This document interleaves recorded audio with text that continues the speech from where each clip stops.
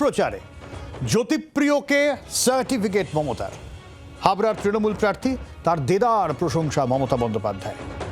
জ্যোতিপ্রিয়কে ফাঁসানোর অভিযোগ তুলছেন মমতা বন্দ্যোপাধ্যায় এবং তিনি এটাও বলছেন সিপিএমের আমলে রেশনে চুরি হয়েছিল আর সেই সময় সেই চুরি ধরেছিলেন বালু, জ্যোতিপ্রিয় মল্লিক।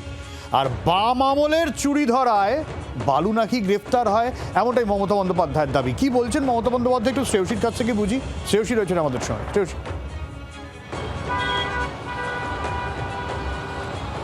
একেবারে দেখো, তুমি যদি দেখো সব্যসাচী, তাহলে গত কয়েক মাস ধরে যখনই কিন্তু দেখা যাচ্ছে যে বিজেপি এরা যে তৃণমূল সরকারের দুর্নীতি নিয়ে সরব হয়েছে, তখনই কিন্তু বারে বারে তাদের মুখে এসেছে জ্যোতিপ্রিয় মল্লিকের নাম।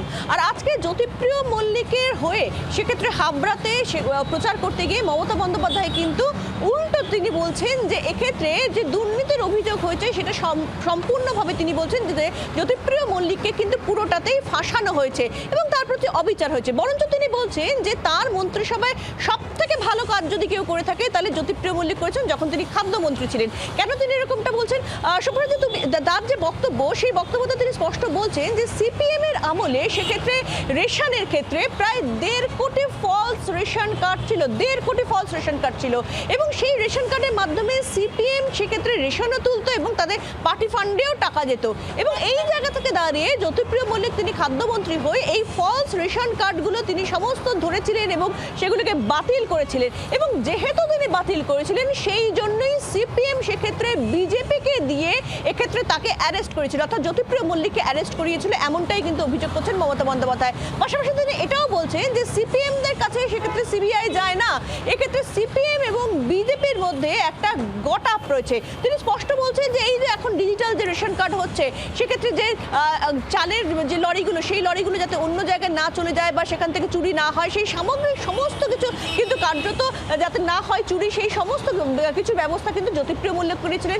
ডিজিটাল যে রেশন কার্ড সেটা জ্যোতিপ্রিয় মল্লিক করেছিলেন। ফলে সেই জায়গা থেকে দাঁড়িয়ে সামগ্রিক সমস্ত কিছুর ক্ষেত্রে সিপিএম এর আমলে যে দুর্নীতি, সেই দুর্নীতি জ্যোতিপ্রিয় মল্লিক এই রেশন কার্ড বাতিল করে দিয়েছেন। যেহেতু তিনি সেটা আটকেছিলেন সেই জন্য সিপিএমই সেক্ষেত্রে মমতা বন্দ্যোপাধ্যায় দাবি করছে যে এক্ষেত্রে সিপিএমই বিজেপির সঙ্গে যুক্ত হয়ে কার্যত জ্যোতিপ্রিয় মল্লিককে অ্যারেস্ট করিয়েছিল এবং হিংসায় তারা এমনটা করিয়েছিল, এমনটাই কিন্তু দাবি করছেন মমতা বন্দ্যোপাধ্যায়। অনেক ধন্যবাদ শ্রেয়সী। ঠিক কি বললেন তৃণমূল নেত্রী, এবার শোনাই।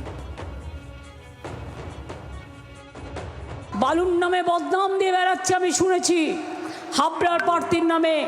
জেনে রাখুন, আমার গভর্নমেন্টে বালু যত ভালো কাজ করেছে এ কেউ করতে পারেনি। ওকে হিংসা করে গ্রেপ্তার করেছিল, কোনো প্রমাণ পাইনি। আর কেন গ্রেফতার হয়েছিলেন জ্যোতিপ্রিয় মল্লিক সেটাও ব্যাখ্যা করে দিয়েছেন মমতা বন্দ্যোপাধ্যায়, যেরকম শ্রেয়সী বলছিল। কেন গ্রেপ্তার করেছিল? কারণ সিপিএমের ওই পচা সিপিএম পার্টির 1.5 কোটি লোকের নাম রেশন কার্ডে ঢুকিয়ে দিয়েছিল আর তাদের রেশন ফলস নামে নিজেরা নিত আর পার্টি ফান্ডের টাকা নিত। এই 1.5 কোটি মানুষকে বাদ দিয়েছিল ফলস রেশন কার্ডকে। এই চুরিটা ধরেছিল, এই ডাকাতিটা ধরেছিল বালু, তাই ওরা বিজেপিকে দিয়ে বালুর বিরুদ্ধে এটা করিয়েছে।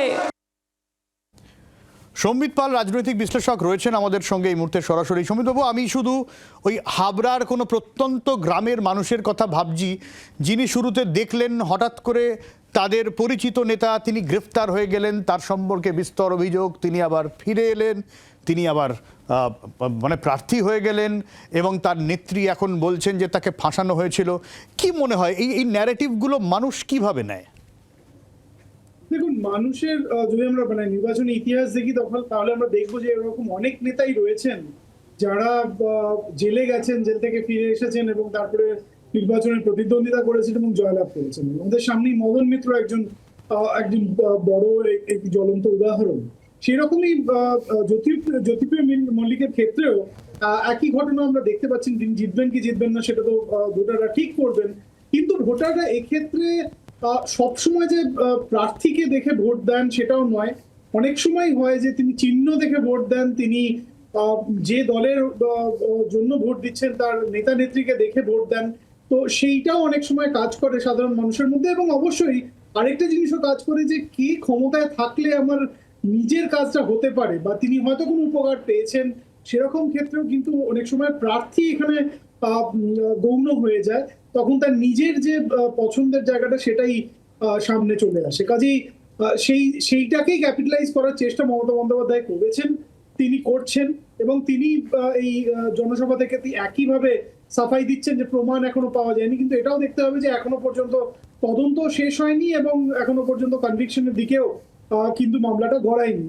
কিন্তু অভিযুক্ত জ্যোতিপ্রিয় মল্লিক, সেটা তো আমাদেরকে মানতেই হবে এবং সেটা মমতা বন্দ্যোপাধ্যায়কে মানতে হবে। কিন্তু রাজনৈতিক ময়দানে এই বিষয়গুলো অনেক সময় গৌণ হয়ে যায়, সেখানে বিভিন্ন ধরনের ন্যারেটিভ তৈরি হয়, যেটা মমতা বন্দ্যোপাধ্যায় করার চেষ্টা করলেন যে বামেদের জন্য বা সিপিএম এর জন্য জ্যোতিপ্রিয় মল্লিককে অ্যারেস্ট করা হয়েছে। কিন্তু তিনি নিজে কেন 2021-এ তৃণমূল সরকার আসার পরে এই জ্যোতিপ্রিয় মল্লিককেই খাদ্য দপ্তর থেকে সরিয়ে বন দপ্তরের মন্ত্রী করেছিলেন, সে প্রশ্ন ওঠা উচিত। বাংলার আওয়াজ, বাঙালির আবেগ, জি 24 ঘন্টা।